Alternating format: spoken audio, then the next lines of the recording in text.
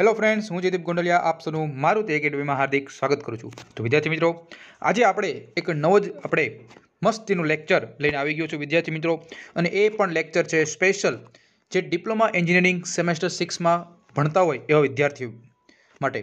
વિદ્યાર્થી મિત્રો, ઘણા બધાનો મેસેજ આવ્યો કે સાહેબ હવે અમારી મિડ સેમ શરૂ થવા જઈ રહી છે અને સાથે સાથે ભવિષ્યમાં આપણે જીટીયુની એક્ઝામ પણ હમણાં એટલે કે મેના એન્ડિંગમાં અને જૂનના સ્ટાર્ટિંગમાં આવી શકે છે વિદ્યાર્થી મિત્રો। તો તમને ખબર છે મારુતિ એકેડમીમાં 5th સેમમાં આપણે જબરદસ્ત તમે બધા લોકો રિઝલ્ટ લાવ્યા। 6 SPI 7, 8, 9 સુધીના આપણી વિદ્યાર્થી મિત્રો ખાલી લેક્ચર જોઈને પાસ થયા છે વિદ્યાર્થી મિત્રો। ઓકે, તો આવી જ રીતે વિદ્યાર્થી મિત્રો તમે જોતા રહેજો અને નવી વસ્તુ સમજતા જજો વિદ્યાર્થી મિત્રો। ઓલરેડી મારુતિ એકેડમી ચેનલ છે, એમાં આપણે સેમેસ્ટર 6ના વિદ્યાર્થી મિત્રો SGP સબ્જેક્ટ છે, પછી EOBC સબ્જેક્ટ છે।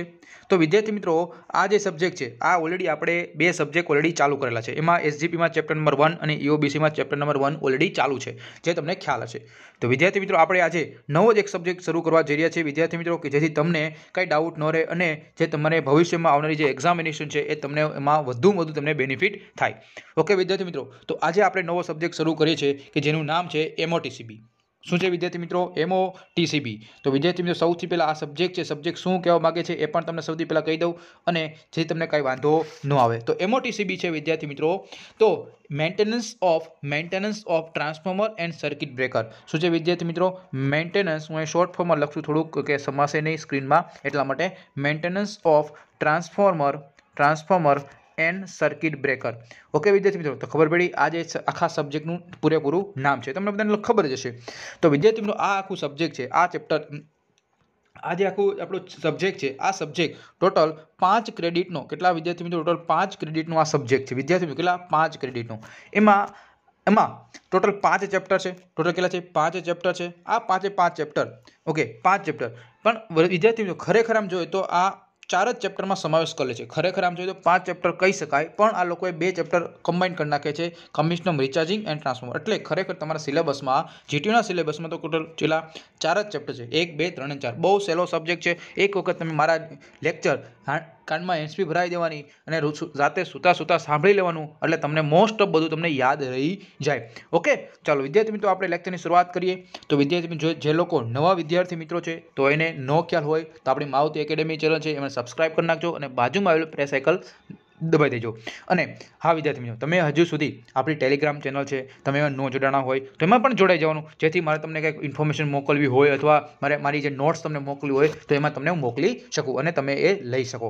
ઓકે વિદ્યાર્થી મિત્રો, તો ચાલો હવે આપણે લેક્ચરની શરૂઆત કરીએ। ચેપ્ટર નંબર 1 આજે હું શરૂઆત કરવાનું છું, જે છે પ્રિવેન્ટિવ મેન્ટેનન્સ, કે જે વિદ્યાર્થી મિત્રો 7 માર્કનું જીટીયુમાં પૂછી શકે છે। ઓકે, પછી છે મેન્ટેનન્સ ઓફ ટ્રાન્સફોર્મર, 28 માર્કનું વિદ્યાર્થી મિત્રો ખાલી ચેપ્ટર નંબર 2 કરી જાઓ તો પણ હું પાસ થઈ જાઉં। ઓકે, ચેપ્ટર નંબર 3 એ છે commissioning and recharging of transformer, 14 માર્કનું, અને ચેપ્ટર નંબર 4 છે એ છે મેન્ટેનન્સ ઓફ સર્કિટ બ્રેકર, કે જે 21 માર્કનું ચેપ્ટર છે। તો તમને એમ થાય કે સાહેબ આના થોડા લેક્ચર જોવાય, પણ વિદ્યાર્થી મિત્રો હવે અહીંયા શું છે, અહીંયા મેઇન વસ્તુ છે તમને લેંગ્વેજ।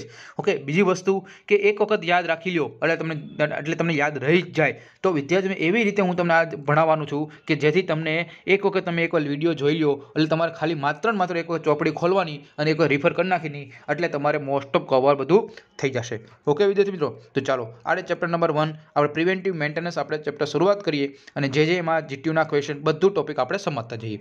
તો સૌથી પહેલા વિદ્યાર્થી મિત્રો, પ્રિવેન્ટિવ મેન્ટેનન્સ, તો what is the meaning of preventive maintenance, શું છે, કેટલા પ્રકારો છે, એ બધી વસ્તુ શરૂઆત કરતા પહેલા વાલા મિત્રો આપણે એ તો ખબર હોવી જોઈએ ને કે મેન્ટેનન્સ કોને કહેવાય, એટલે જાળવણી કોને કહેવાય। પછી આપણે ભણશું મેન્ટેનન્સના પ્રકાર, પછી આપણે ભણશું પ્રિવેન્ટિવ મેન્ટેનન્સ, અને પ્રિવેન્ટિવ મેન્ટેનન્સમાં 2 પ્રકારના પ્રિવેન્ટિવ મેન્ટેનન્સ છે, એક છે રૂટીન અને બીજું છે પીરિયોડિક। પછી એમાં આપણે ભણવાનું છે કે પ્રિવેન્ટિવ મેન્ટેનન્સમાં કઈ પ્રકારની પ્રવૃત્તિ કરવામાં આવે છે અને ઓવરઓલિંગ દરમિયાન કઈ પ્રકારની પ્રવૃત્તિ કરવામાં આવે છે। ઓકે, પછી આપણે જોવાનું છે વિદ્યાર્થીઓ બ્રેકડાઉન મેન્ટેનન્સ, પછી પ્રિવેન્ટિવ મેન્ટેનન્સના ફાયદા, પછી પ્રિવેન્ટિવ મેન્ટેનન્સ ક્યાં ક્યાં એ જે વિભાગ છે આખો એ કયા કયા પ્રકારના કાર્યો કરે છે, પછી આપણે મેન્ટેનન્સનું શેડ્યુલ બનાવી ત્યારે કયા કયા પ્રકારના મુદ્દા ધ્યાનમાં રાખવા પડે, અને છેલ્લે પ્રિવેન્ટિવ મેન્ટેનન્સનો સ્કોપ ક્યાં છે, અને છેલ્લે પછી પ્રિવેન્ટિવ મેન્ટેનન્સનું આપણે કરીએ તો કેટલા રૂપિયા થાય, એટલે કે ઇકોનોમિક્સ શું છે. તો વિદ્યાર્થી મિત્રો આ ચેપ્ટર આપણા 7 કે 8 માર્કનું ચેપ્ટર છે. 7 થી 8 તમારે પૂરેપૂરા તમારે મેળવવા હોય તો માત્ર એક લેક્ચર જોઈ નાખો એટલે 7 થી 8 માર્ક તમારા ખીચામાં, તમારા પાકીટમાં રોકડા માર્ક મળી જાય. ડન. ચાલો, મજા આવી ગઈ? ઓકે, ચલો સૌથી પહેલા વિદ્યાર્થી મિત્રો મેન્ટેનન્સ કોને કહેવાય? તમને બધા વિદ્યાર્થીઓને આમ તો ખબર જ હોય છે, બરોબર? તો મારે કંઈ તમને સમજાવવાની જરૂર નથી, પણ ખરેખર આપણે જો ઇલેક્ટ્રિકલ એન્જિનિયરિંગની ટર્મ્સમાં હું તમને સમજાવવા માગું તો મેન્ટેનન્સ શું છે, તો આપણને ખબર છે વિદ્યાર્થી મિત્રો કોઈ પણ સાધન હોય એ ખરીદીને જ આપણે વપરાશ, કોઈ પણ તમે જેમ કે તમે લેપટોપ લઈ લીધું 5 વર્ષ થયા, 6 વર્ષ થયા તો કંઈ મસ્તીનું હાલ્યું, પણ પછી તમે બેટરી ચેન્જ કરો, પછી એમાં સ્પીકર ચેન્જ કરો, તો આ શું આવ્યું વિદ્યાર્થી મિત્રો? એ તમે શું કરો છો? એમાં મેન્ટેનન્સ કરો છો, એટલે કે કોઈક પાર્ટ્સ તમે બદલાવો છો અને તમે પૈસા આપો છો. તો એવી જ રીતે વિદ્યાર્થી મિત્રો કોઈ પણ આપણે જ્યારે પાવર સિસ્ટમ હોય તો કોઈ પણ જનરેશન સ્ટ્રેસિંગ છે તો એમાં પણ તમારે વિદ્યાર્થી મિત્રો મેન્ટેનન્સ કરવું પડતું હોય છે. તો જો અહીં કીધું છે કે કોઈ પણ સાધન ખરીદીને વપરાશમાં મૂકવામાં આવે છે ત્યારે સમયાંતરે યોગ્ય જાળવણી કરવી બહુ જરૂરી છે, જેથી તે ઇક્વિપમેન્ટ બંધ પડ્યા વગર મુશ્કેલી વગરની સેવા આપી શકે. ઓકે, સાચી વાત નહીં વિદ્યાર્થી મિત્રો? મેન્ટેનન્સ દરમિયાન અલગ અલગ પ્રવૃત્તિ કરવામાં આવે છે, જેવી કે સફાઈ, lubrication, inspection, testing, varnishing, drawing, alignment, adjustment, આવી અલગ અલગ પ્રકારની પ્રવૃત્તિ કરવામાં આવતી હોય છે. અને આ પ્રવૃત્તિનો આધાર કોના ઉપર? ઓબ્વિયસ છે કે ઇક્વિપમેન્ટ ઉપર આધાર રાખતા હોય છે.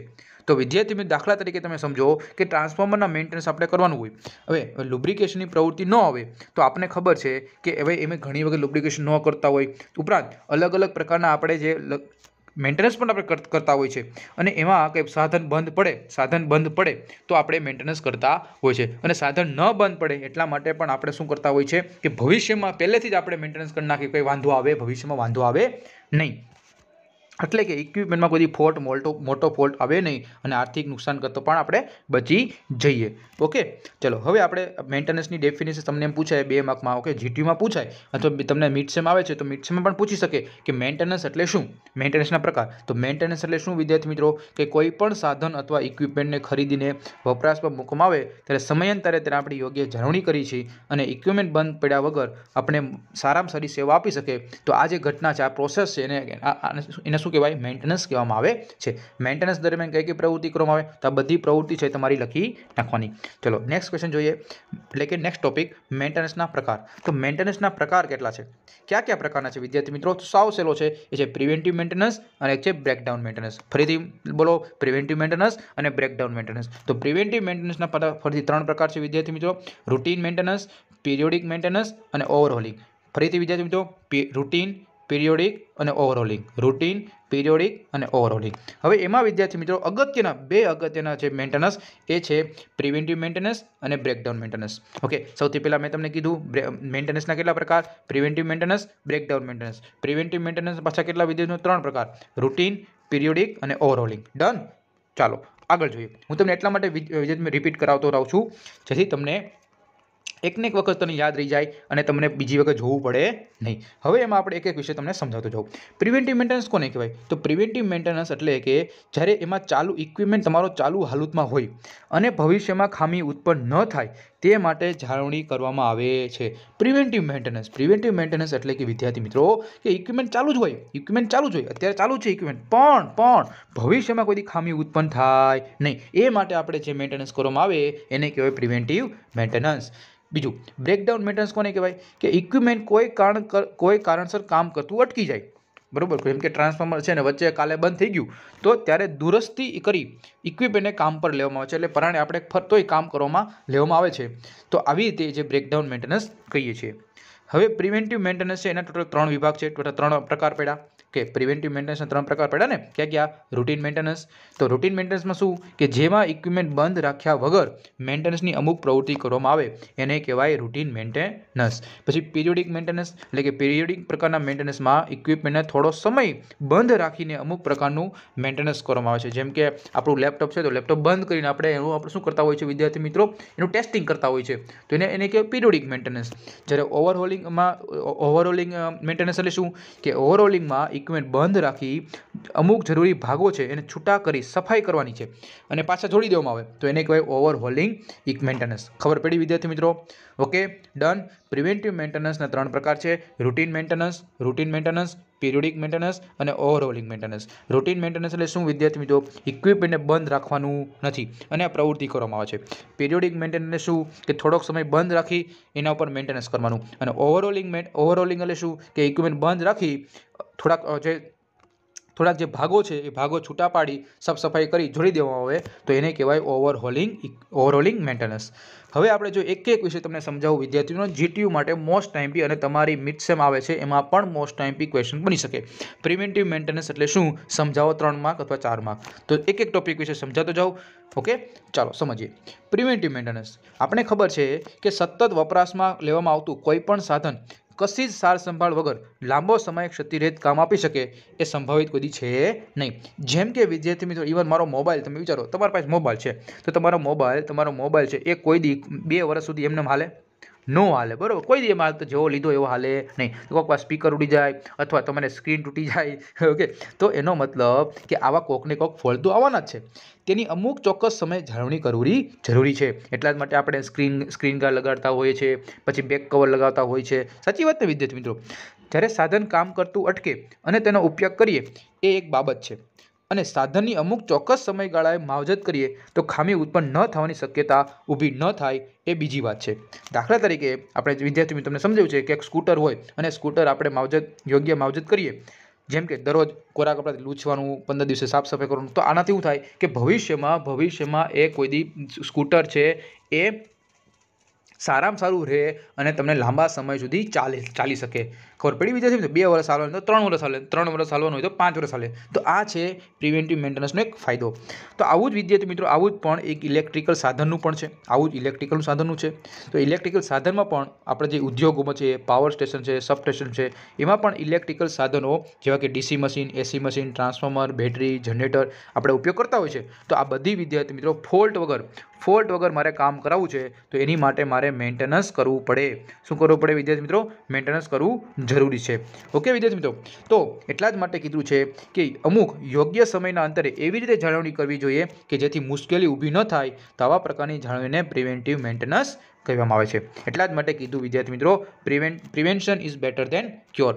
ઓકે, કે ભાઈ આપણે એટલા જ માટે કીધું છે ને, prevention is better than cure, કે ભાઈ પહેલાં જ આપણે એનો સાવચેતી કરી લેવી જોઈએ જેથી ભવિષ્યમાં કંઈ ફોલ્ટ થાય નહીં. એટલા જ માટે તમને કહું છું વિદ્યાર્થી મિત્રો, અત્યારથી જ થોડુંક વાંચવાનું ચાલુ કરી દેવાનું, કારણ કે એક્ઝામ સમયે પછી આપણે કૂવો ખોદવા બેસી ત્યારે ભેગું થાય નહીં. એટલા માટે ધીમે ધીમે શરૂ કરી દો તો સારામાં સારા તમારા શિક્ષણમાં મસ્તીના STPI તમારે બની શકે. ઓકે વિદ્યાર્થી મિત્રો, ચલો આગળ જોઈએ. રૂટીન મેન્ટેનન્સ શું છે? રૂટીન મેન્ટેનન્સ એટલે શું? ઓલરેડી આપણે વાત તો થઈ ગઈ, બરોબર? તો આમાં મશીનને લાંબા સમય સુધી બંધ રાખવામાં આવતું નથી. પણ આ મશીન જે લાંબો સમય બંધ રાખવામાં આવતું નથી તો એમાં કયા પ્રકારના મેન્ટેનન્સ કરવામાં આવે? શું એમાં કાર્યવાહી કરવામાં આવે છે? તો સૌથી પહેલાં વિદ્યાર્થીનું વિઝ્યુઅલ ઇન્સ્પેક્શન કરવાનું, પછી સફાઈ કરવાની અને લુબ્રિકેશન. ક્યાં વિદ્યાર્થી મિત્રો? વિઝ્યુઅલ ઇન્સ્પેક્શન, સફાઈ, લુબ્રિકેશન કેમાં કરવાનું હોય છે? રૂટીન મેન્ટેનન્સમાં. હવે એમાં આપણે સમજીએ પીરિયોડિક મેન્ટેનન્સ. જો રૂટીન મેન્ટેનન્સ કમ્પ્લીટ કર્યું, ઓકે આગળ આપણે કમ્પ્લીટ કર્યું, પછી હવે પીરિયોડિક મેન્ટેનન્સ. પીરિયોડિક મેન્ટેનન્સમાં કોનો સમાવેશ થાય? તો પીરિયોડિક મેન્ટેનન્સમાં માત્ર મિત્રો એમાં ખાલી 5 ટોપિકનો સમાવેશ થાય છે. કેટલા? 5 ટોપિક. પણ સૌથી પહેલાં આપણે ખબર છે પીરિયોડિક મેન્ટેનન્સ શું, કે આમાં થોડોક સમય આપણે મશીનને બંધ રાખવાનું છે અને પછી આપણે મેન્ટેનન્સની કાર્યવાહી કરવામાં આવે છે. તો આ મેન્ટેનન્સમાં કેવા પ્રકારની કાર્યવાહી કરવામાં આવે? તો સૌથી પહેલાં testing and recording, revarnishing, drying, alignment adjustment અને ઘસાયેલા ભાગની બદલી કરી નાખવાની. ઓકે, હવે આપણે વિદ્યાર્થી મિત્રો જોઈએ, આમાં ખાલી માત્ર તમને નામ જ પૂછ્યા છે વિદ્યાર્થી મિત્રો. જો તમને એમ પૂછાય કે પ્રિવેન્ટિવ મેન્ટેનન્સ સમજાવો તો વિદ્યાર્થી મિત્રો પ્રિવેન્ટિવ મેન્ટેનન્સમાં સૌથી પહેલું રૂટીન મેન્ટેનન્સ અને પીરિયોડિક મેન્ટેનન્સ તમારે સમજાવવાનું રહે. હવે આ જે પ્રિવેન્ટિવ મેન્ટેનન્સ છે એ પ્રિવેન્ટિવ મેન્ટેનન્સ દરમિયાન કરવામાં આવતી જે પ્રવૃત્તિઓ છે, જે એક્ટિવિટી છે, એ એક્ટિવિટી કઈ છે? તો એમાં આપણે સૌથી પહેલાં સમજાવીએ વિઝ્યુઅલ ઇન્સ્પેક્શન. તો વિઝ્યુઅલ ઇન્સ્પેક્શન શું? કે આમાં સાધનનું જે અવલોકન કરવામાં આવે, મશીન કે સાધન પર હાથ લગાવીને વધારે પડતું ગરમ થતું નથી ને તે જોવામાં આવે, અને વાઇબ્રેશન થતું હોય તો નટબોલ ઢીલા થઈ ગયા છે તે ચેક કરી આપણે ટાઈટ કરી દેવાના. ઇન શોર્ટ આપણે નરી આંખે જોઈ શકાય એવું મેન્ટેનન્સ, એવું આપણે ટેસ્ટિંગ કરવાનું, એને કહેવાય વિઝ્યુઅલ ઇન્સ્પેક્શન. સાવ સાદી ભાષામાં આપણે મોજ આવે એમ યાદ રાખી લઈએ તો આવી જાય. ઓકે, મશીનને ટચ કરો ગરમ થતું હોય તો એનો મતલબ શું કે એનું શું કાંઈક પ્રોબ્લેમ છે, વાઇબ્રેશન થતું હોય તો નટ બોલ્ટ ઢીલા પડી હોય તો ફિટ કરી નાખવાના. પછી સફાઈ, એ તો ખબર જ છે, સાધનને શું કરવાનું, સ્વચ્છ કપડે સાફ કરી દેવાનું, બ્લોવર અથવા વેક્યુમ ક્લીનરથી ઉપયોગ કરી અને આપણે સાફ સફાઈ કરી નાખવાની. ધૂળ ચોટી ગઈ હોય, પેટ્રોલ ડીઝલ જે કેરોસીન છે એ સોનો ઉપયોગ કરી સાફ સફાઈ કરી દેવાની. લુબ્રિકેશન તો ખબર જ છે, રોટેટિંગ મશીનમાં આપણે ઉપયોગ કરીએ છીએ. ટેસ્ટિંગ એન્ડ રેકોર્ડિંગ, જે તમે સાધન છે એનું અલગ અલગ ટેસ્ટ કરો અને તમારી બુકમાં લખો અને પછી તમારે એને વાંધો આવે નહીં. રીવાર્નિશિંગ, જરૂર પડે તો વાઇન્ડિંગને રીવાર્નિશ કરવાનું, જેથી વાઇન્ડિંગનું આયુષ્ય વધે, સુકવણી કરવાની. ઓકે, જો એ જ કીધું છે. એન્ટોસિન ટોપિંગ, એનો પછીનો ટોપિક ડ્રાઇંગ. વાઇન્ડિંગમાં ભેજ આવી ગયો હોય તો સૂકવી નાખવાનું અને ભેજ ઉડી જાય. ઉપરાંત રિવાર્નિશિંગ કર્યા પછી પણ વાઇન્ડિંગને સૂકવવું જરૂરી છે. કલર કરી નાખવાનું. ઓકે, એ કે છે. Alignment and adjustment. આપણે એલાઇનમેન્ટ એડજસ્ટમેન્ટ શું કે ભાઈ આ ઘણી વખત જે કોઈ મશીન છે, જેમ કે લેથ મશીન છે, ઓકે, તો લેથ મશીનમાં એલાઇનમેન્ટ આપવું પડે. જો થોડુંક ઘસી ગયું હોય, ઓકે, તો એના બ્રશની સ્થિતિ, બ્રશનું દબાણ વગેરે આપણે એડજસ્ટમેન્ટ કરવું પડે. ઘસાયેલા ભાગની બદલી કરી નાખવાની, એ તો ખબર જ હોય ને ભાઈ. હવે આપણે જોઈએ વિદ્યાર્થી મિત્રો કે ઓવરહોલિંગ દરમિયાન કરવામાં આવતી પ્રવૃત્તિઓ. ઓકે, ઓવરહોલિંગ દરમિયાન કઈ પ્રવૃત્તિ કરવામાં આવે છે વિદ્યાર્થી મિત્રો? તો જે ઓલું હતું સેમ એ જ વસ્તુ, કાંઈ ચેન્જીસ છે નહીં. ઓકે, તો તમારે યાદ રાખી શકો, બેનો આન્સર સરખો જ આવે, કાંઈ ચેન્જીસ છે નહીં. ઓકે, ચલો, કારણ કે મોસ્ટ ઓફ જો એમાં ઓવરઓલિંગમાં શું જો એક આ બોલ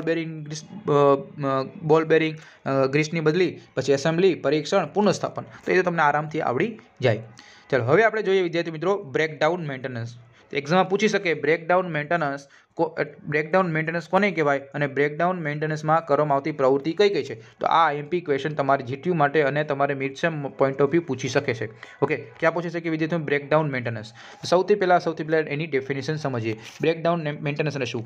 કે નિયમિત રીતે જ્યારે પ્રિવેન્ટિવ મેન્ટેનન્સ કરવા એના છતાં પણ કોઈક મશીન એવું છે, ઇક્વિપમેન્ટ એવું છે વિદ્યાર્થી મિત્રો, ખામી સર્જાય અને ત્યારે જે કરવામાં આવે છે એને કહેવાય બ્રેકડાઉન મેન્ટેનન્સ. ખબર પડી કે નહીં? બ્રેકડાઉન મેન્ટેનન્સ એટલે શું કે આપણે દરરોજ આપણે એને મેન્ટેનન્સ કરીએ છીએ, બધી સાફ સફાઈ કરીએ છીએ, છતાં ઇક્વિપમેન્ટને કોઈક ફોલ્ટ આવે તો એને કહેવાય બ્રેકડાઉન મેન્ટેનન્સ. અચાનક કોઈ ફોલ્ટ આવે આપણે બ્રેકડાઉન મેન્ટેનન્સ કહી શકીએ. હવે બ્રેકડાઉન મેન્ટેનન્સમાં કઈ પ્રવૃત્તિ કરવામાં આવે? સૌથી પહેલાં વિદ્યાર્થી મિત્રો કે જે ફોલ્ટ આવ્યો એનું લોકેશન કરવાનું નક્કી, કે મુશ્કેલીનું સ્થાન નક્કી કરવું. પછી ટ્રબલ શૂટિંગ કરવાનું એટલે કે ક્ષતિ નિવારણ. પછી રિપેરિંગ, દુરસ્તી એટલે રિપેરિંગ. નુકસાન પામેલા ભાગોની બદલી એટલે કે રિપ્લેસમેન્ટ ઓફ જે ડેમેજ છે આઇટમ એને ચેન્જ કરી નાખવાનું, ઇન શોર્ટ. અને છેલ્લે પછી આપણે ઇક્વિપમેન્ટને ફરીથી ચાલુ કરવાનું. ઓકે, તો એક પોઈન્ટ વિશે સમજતા જઈએ. મુશ્કેલીનું સ્થાન નક્કી કરો એટલે શું કે ભાઈ જ્યારે કોઈ પણ ઇક્વિપમેન્ટ ખામી ઉત્પન્ન થાય, ઇક્વિપમેન્ટ કાર્ય કરતું અટકી જવાનું છે, ઓબ્વિયસ છે, અને ત્યારે સૌ પ્રથમ ઇક્વિપમેન્ટને સપ્લાય બંધ કરી દેવાનો.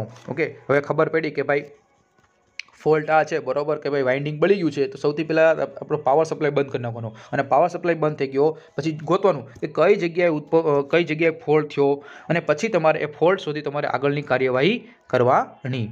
પછી ટ્રબલ શૂટિંગ. હવે એક વખત ખબર પડી ગઈ વિદ્યાર્થી મિત્રો કે મુશ્કેલીનું સ્થાન એટલે કે આ ફોલ્ટ આ જગ્યાએ છે, તો પછી એ ફોલ્ટને તમારે સોલ્વ કરવાનો છે. બરાબર, ઓબ્વિયસ વાત છે. અને એના લીધે જેમ કે તમે સૌથી પહેલાં ખબર પડી કે ભાઈ લોકો આ ફ્યુઝ ઉડી ગયો છે. ઓકે, તો ફ્યુઝ ઉડી ગયો હોય તો હુકામ ઉડી ગયો, એના વિશે તમે સમજો. સર્કિટ ઓપન થઈ ગઈ છે, શું? આ બધા કારણો તમે નક્કી કરવાના અને પછી તમારે ખબર પડી કે ભાઈ આ ફોલ્ટ છે, તમે ચેન્જ કરી નાખો. દુરસ્તી, રિપેરિંગ. હવે જેમ કે ફોલ્ટ ઉડી ગયો છે, રિપેરિંગ એટલે કે ભાઈ ઘણી વખત એવું થાય કે વાઇન્ડિંગ બળી ગયું છે, તો વાઇન્ડિંગ ફરીથી પાછું ફિટ કરવું પડે. ઓકે, પછી ઘણી વખત એવું થાય વિદ્યાર્થી મિત્રો કે ભાઈ સર્કિટ બ્રેકર છે, સર્કિટ બ્રેકરના કોન્ટેક્ટ લૂઝ થઈ ગયા છે, તો એ બદલવાનું હોય, તો એ બધા રિપેરિંગ કરવા મૂકવા પડે.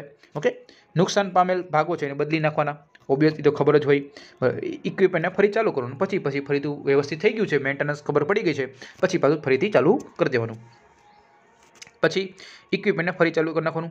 હવે વિદ્યાર્થી મિત્રો એ છે કે 2 માર્કમાં મોસ્ટ આઈએમપી છે, એક્ઝામમાં ઘણી વખત પૂછાયેલું છે કે પિરિયોડિક મેન્ટેનન્સ અને બ્રેકડાઉન મેન્ટેનન્સ વચ્ચેનો તફાવત. તો પ્રિવેન્ટિવ મેન્ટેનન્સ એટલે કોઈ ખામી થઈને સાધન અટકી જાય તે પહેલાં તેને અગાઉ ચોક્કસ સમયના અંતરે તપાસ કરી દેવામાં આવે અને જેથી સાધન લાંબા સમય સુધી ફોલ્ટ વગર મારું કામ મસ્તીનું થાય. પિરિયોડિક મેન્ટેનન્સ શું? ઓકે, પિરિયોડિક મેન્ટેનન્સ અને વિરુદ્ધ બ્રેકડાઉન મેન્ટેનન્સમાં શું કહે છે કે જે પ્રિવેન્ટિવ મેન્ટેનન્સ એટલે શું? પ્રિવેન્ટિવ મેન્ટેનન્સ એટલે કે કોઈ ખામી થઈને સાધન અટકી ગયું છે તેની પહેલાં જ તેને ચોક્કસ સમયના અંતરે જો એને મળી ગયું હોત તો મસ્તીનું લાંબુ સમય રહે અને ફોલ્ટ વગર રહે. નિયમિત રીતે પ્રિવેન્ટિવ મેન્ટેનન્સ કરવા છતાં પણ કોઈ ઇક્વિપમેન્ટમાં ખામી સર્જાય તો એને રિપેરિંગ કે મેન્ટેનન્સ કરવામાં આવે એને કહેવાય બ્રેકડાઉન મેન્ટેનન્સ. ખબર પડી? અહીંયા વિદ્યાર્થીઓ ખૂબ ભૂલ છે, અહીંયા શું આવે? Periodic maintenance. ઓકે, અહીંયા ચોપડીમાં ભૂલ છે, પિરિયોડિક આવે, પિરિયોડિક. ઓકે, થોડુંક સુધાર લેજો. ચલો, કમ્પ્લીટ. તો અહીંયા આપણે આ ટોપિક આપણે કમ્પ્લીટલી પૂરો કર્યો. હવે લાસ્ટ ટોપિક ઉપર જઈએ વિદ્યાર્થી મિત્રો. પ્રિવેન્ટિવ મેન્ટેનન્સના કયા કયા ફાયદા છે? તો પ્રિવેન્ટિવ મેન્ટેનન્સ છે એ સાધનની નાની મુશ્કેલીને કારણે સાધનને થતું નુકસાન, વધારે મોટું નુકસાન થાય એ અટકી શકે છે. ઓબ્વિયસ છે ને વિદ્યાર્થી મિત્રો કે ભાઈ જે કરોડોમાં લાખોમાં ટ્રાન્સફોર્મર આવે, સર્કિટ બ્રેકર આવે છે, એને જો પહેલેથી જ તમે એને મેન્ટેનન્સ આપી દો તો આપણે શું કરીએ છીએ કે મોટું નુકસાન થતું અટકી શકે. રિપેરિંગનો ખર્ચ બચે. ઓબ્વિયસ છે, મોટું નુકસાન થતું અટકી શકે છે. સાચી વાત છે. સાધનોની ઉપયોગિતા વધે, પ્રક્રિયામાં ભંગાણ ન થાય, આર્થિક નુકસાન ઘટે, નિયમિત જાળવણી કરીએ તો એમાં ઇફિશિયન્સીમાં વધારો થાય અને ગુણવત્તા પણ સારામાં સારી રહે. હવે પ્રિવેન્ટિવ મેન્ટેનન્સના ભાગો એટલે કે એના કાર્યો કઈ કઈ જગ્યા છે કે તો ઓપરેટિંગ સ્ટાફને મેન્ટેનન્સ અંગેની તાલીમ આપવી જોઈએ જેથી ઇમરજન્સીમાં તે સ્ટાફ જરૂરી મેન્ટેનન્સ સંભાળી શકે. તો પ્રિવેન્ટિવ મેન્ટેનન્સ છે એમાં વિભાગના કયા કયા પ્રકારના કાર્યો કરવાના? જેમ કે તમે પ્રિવેન્ટિવ મેન્ટેનન્સમાં તમે કામ કરો છો, બરોબર, તમે એ વિભાગમાં કામ કરો છો, તો સૌથી પહેલાં તમારે જે ઓપરેટિંગ સ્ટાફ હોય એ સ્ટાફને તમારે મેન્ટેનન્સ વિશે તમારે માહિતી આપવાની, પછી પ્રિવેન્ટિવ મેન્ટેનન્સ બાબતે તાલીમ આપવાની, અલગ અલગ પ્રકારના કાર્યક્રમો યોજવાના, ચેકલિસ્ટ તૈયાર કરવાનું, પછી સમૂહમાં સાધન સામગ્રી વહેંચણી કરવાની, સ્ટાન્ડર્ડાઇઝેશન કરવાનું, બ્રેકડાઉન થઈ ગયું છે તો એનું એનાલિસિસ કરવાનું, પછી સામાન્ય ખ્યાલ આપવાનો અને છેલ્લે આપણે રેકોર્ડ પત્ર આપવાનો કે ભાઈ આ વસ્તુ ફોલ્ટ થઈ છે, આના વિશે તમે માહિતી આપવાની. તો આવા અલગ અલગ પ્રકારના આ 2 માર્કમાં વિદ્યાર્થી મિત્રો અથવા 3 માર્કમાં ક્વેશ્ચન પૂછી શકે છે. આ 3 માર્કમાં ક્વેશ્ચન પૂછી શકે. તો 6 પોઈન્ટ છે, 6 પોઈન્ટ તમે લખી શકો. ચલો હવે આપણે વિદ્યાર્થી જોઈએ કે મેન્ટેનન્સ શેડ્યુલ બનાવતી વખતે ધ્યાનમાં લેવા પડતા મુદ્દા શું છે?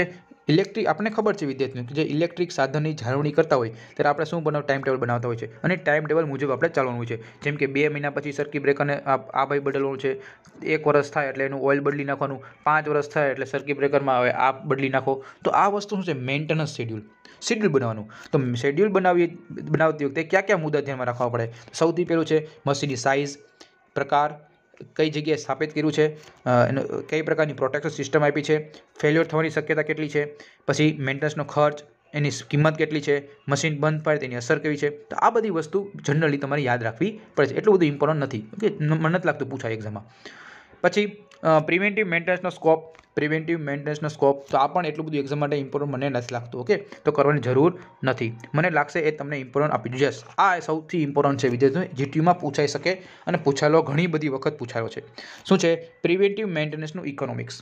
શું છે વિદ્યાર્થી મિત્રો કે ઇક્વિપમેન્ટ છે એ તો ઇક્વિપમેન્ટનું ઉપયોગી આપણે આયુષ્ય વધારવું છે એટલે કે ભવિષ્યની રિપેરિંગ કોસ્ટ ઘટાડવા માટે આપણે નિયમિત મેન્ટેનન્સ કરવું જરૂરી છે. સાચી વાત છે, 100% સાચી વાત છે. પરંતુ પ્રિવેન્ટિવ મેન્ટેનન્સની કોસ્ટ અને તેની સામે કેટલો આર્થિક ફાયદો થાય એ બાબતમાં પણ આપણે આંકડાકીય માહિતી કરવી જોઈએ જે ઉપલબ્ધ નથી. એની માટે કોઈ એવી કઈ ફોર્મ્યુલા પણ નથી. આથી પ્રિવેન્ટિવ મેન્ટેનન્સની ઇકોનોમિકલ વેલ્યુ નક્કી કરવા થોડુંક મુશ્કેલ છે. આ માટેની કોઈ ચોક્કસ સ્ટેટિસ્ટિકલ કોઈ રીત પણ નથી. આમ છતાં ફાઇનાન્શિયલ મોડલ બનાવીને પ્રિવેન્ટિવ મેન્ટેનન્સ આર્થિક રીતે પરવડે છે કે નહીં એ માટે એક નાનકડું મોડલ આપ્યું છે. એ મોડલનું નામ છે ફાઇનાન્શિયલ મોડલ. શું છે વિદ્યાર્થી મિત્રો? Financial model. તો આ ફાઇનાન્શિયલ મોડલમાં કઈ કઈ બાબતો છે, કઈ કઈ ડેટાની તમારે જરૂર રાખવી જોઈએ? સૌથી પહેલું કે પ્રિવેન્ટિવ મેન્ટેનન્સની એકચ્યુઅલ કોસ્ટ કેટલી છે. જેમ કે કોઈ ટ્રાન્સફોર્મર છે, હવે ટ્રાન્સફોર્મરમાં તમે અત્યારથી તમે મેન્ટેનન્સ કરો છો કે ભાઈ તમે ઓઇલ બદલી નાખો છો, પછી વાઇન્ડિંગ બદલી નાખો છો, તો તમે અત્યારે કેટલું તમે એનું કોસ્ટ કરી, રિપેરિંગની કિંમત કેટલી થઈ, રિપ્લેસિંગ તમે ચેન્જ કર્યા, કોઈ વાઇન્ડિંગ રિપ્લેસ કર્યું તો એની કિંમત કેટલી, પછી એનું આયુષ્ય કેટલું હતું ઇક્વિપમેન્ટનું, પછી અંદાજિત ઉપયોગી આયુષ્ય એટલે કે એની ઇફેક્ટ કેવી થઈ, અને છેલ્લે પછી આપણે કેટલા વર્ષે તમે બદલો છો, કેટલા વર્ષે તમે મેન્ટેનન્સ કરો છો. આ બધી વસ્તુ વિદ્યાર્થી મિત્રો ફાઇનાન્શિયલ મોડલમાં તમારે કવર કરવાની હોય છે. અને આ ફાઇનાન્શિયલ મોડલ તમારે નક્કી કરવું છે. તો એની માટે તમારે એનપીવી વેલ્યુ એટલે કે નેટ પ્રેઝન્ટ વેલ્યુ નક્કી કરવા માટે તમારે એક તો પ્રેઝન્ટ વેલ્યુ, બીજું શું છે કે એ પ્રેઝન્ટ વેલ્યુમાંથી જે આપણે પ્રિવેન્ટિવ મેન્ટેનન્સ થતું હોય એ બાદ કરી નાખવાનું, અને છેલ્લે તમારે પછી ઇકોનોમિક જો પોઝિટિવ આવે તો મેન્ટેનન્સ તમારું સારું કહેવાય, અને જો નેગેટિવ આવે તો એનો મતલબ ઇકોનોમિકલ છે નહીં. આ પ્રમાણે તમારે મેન્ટેનન્સ કરી શકો નહીં. ખબર પડી વિદ્યાર્થી મિત્રો? તો વિદ્યાર્થી મિત્રો અહીંયા આપણે ચેપ્ટર નંબર 1 આખું આપણે કમ્પ્લીટ કરી નાખ્યું છે, જેથી તમારે આમાં એક પણ ડાઉટ ન રહે. અને જીટીયુમાં અને તો મિડ સેમ આવનારી છે એ મિડ સેમમાં તમારે પૂરેપૂરા તમે માર્ક મેળવી શકો. ઓકે વિદ્યાર્થી મિત્રો, તો આવી જ રીતે વિદ્યાર્થી મિત્રો આપણે બીજો પણ સબ્જેક્ટ આપણે ઓલરેડી ચાલુ છે, એમાં પણ આપણે એક ધીમે ધીમે ચેપ્ટર આપણે પૂરા કરવાના છે। તો અમારી મારુતિ એકેડમી સાથે વધુમાં વધુ જોડાઓ, તમારા વિદ્યાર્થી મિત્રોને શેર કરતા રહેજો, જેથી તમે એ લોકોને બધા લોકોને હેલ્પફુલ થાય। ઓકે વિદ્યાર્થી મિત્રો, તો અહીંયા સુધી લેક્ચર રાખીએ। નેક્સ્ટ લેક્ચરમાં ફરીથી મળીએ નવા સબ્જેક્ટ સાથે। ત્યાં સુધી bye, take care, see you soon, wish you all the best.